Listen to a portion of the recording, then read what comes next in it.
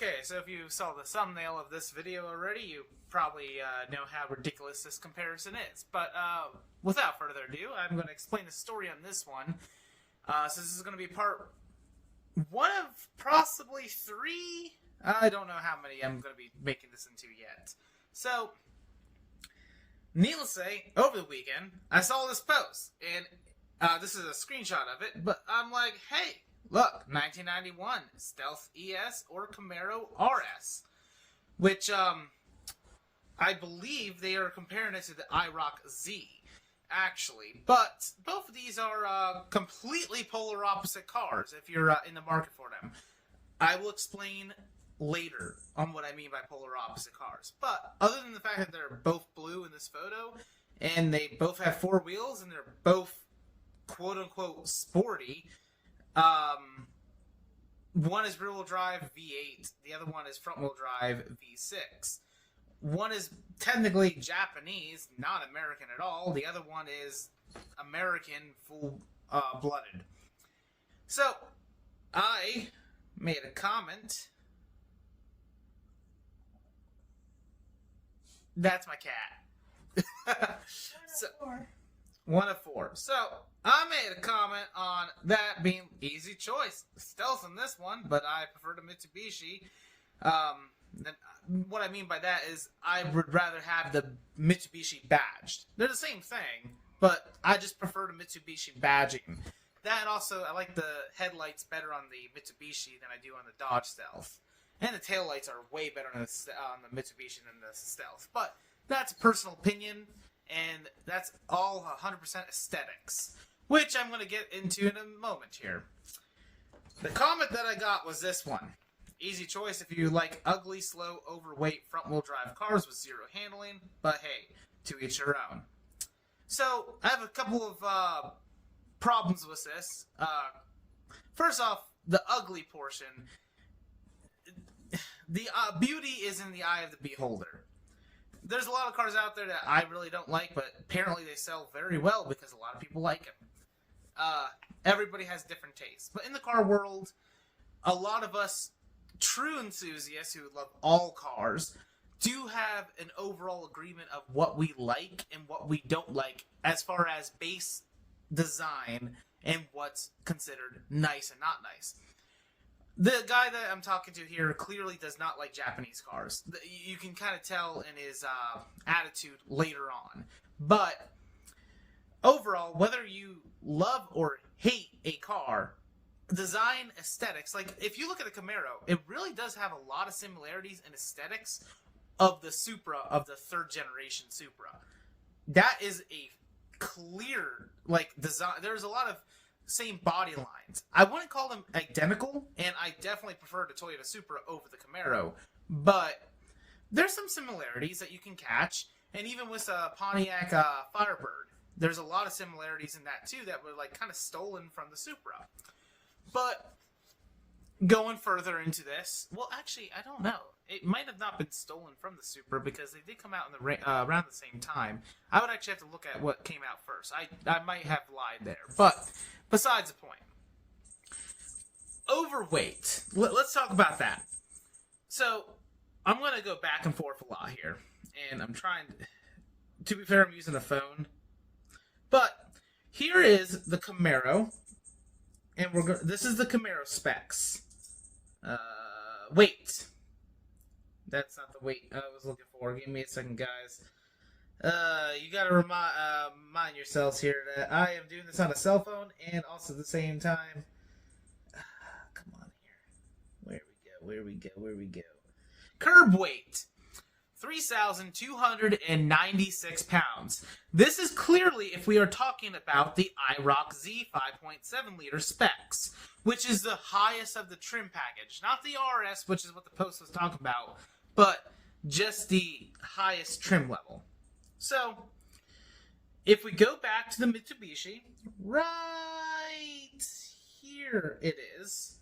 This is now the Mitsubishi's. 3,175.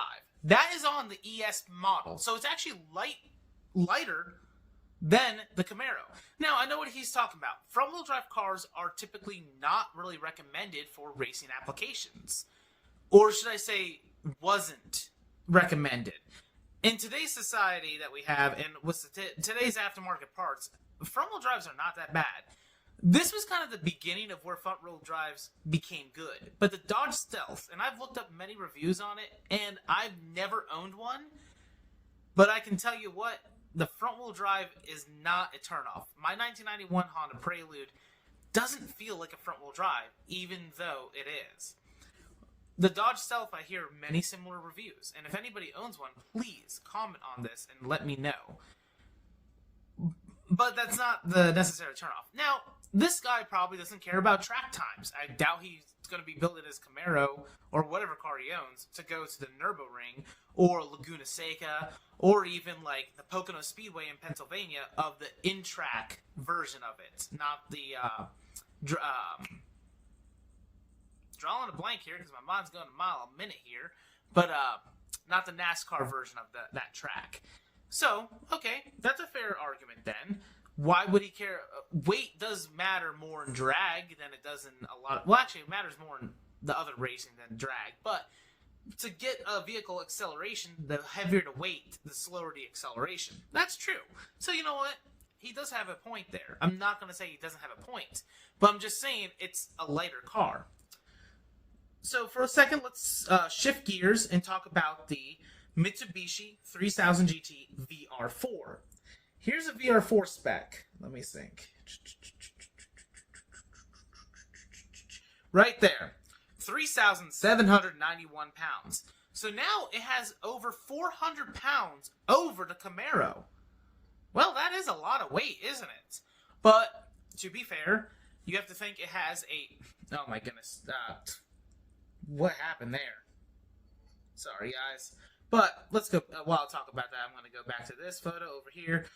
Needless to say, so that extra 400 pounds is going towards the rear carrier for the differential. The differential itself, the axles that are driving it, the different suspension layout in the back, because it's going to have to be differently designed and more sturdy for the all-wheel drive handling. A drive shaft to put it there, and also if the it has a different transmission altogether. It doesn't have a front wheel drive transmission, so it's got to have a centering diff to send the power to the rears as well. So all that does add on weight. That's true, and it is rotating weight, which is actually more detrimental to getting power down to the ground. Which is why all-wheel drives have a 30% loss of horsepower and torque to the wheels from the crank. And two-wheel drive vehicles, whether it be front-wheel or rear-wheel drive, have a 15 to 20% power loss. So I know what you guys are probably thinking. Well, clearly, the rear-wheel drive is better. Not necessarily. With that extra weight, you get a little bit more traction, and it's not necessarily it is usable performance weight. Look at it like this. If you buy a rear-wheel drive, purely, let's look at a Corvette. You buy a Corvette. It's a great car. I actually want a C5 Corvette. I love the C5 Corvettes. But it's a rear-wheel drive V8, and it puts down pretty good numbers, and it's actually a pretty good track car.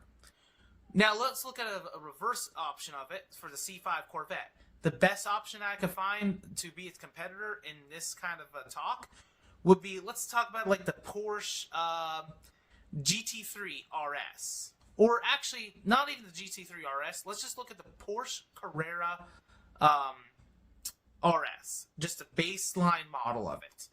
So it's an all-wheel drive V6. Well, actually, it's a flat 6 that makes roughly around 400 horsepower. And the Corvette makes about 500-ish horsepower.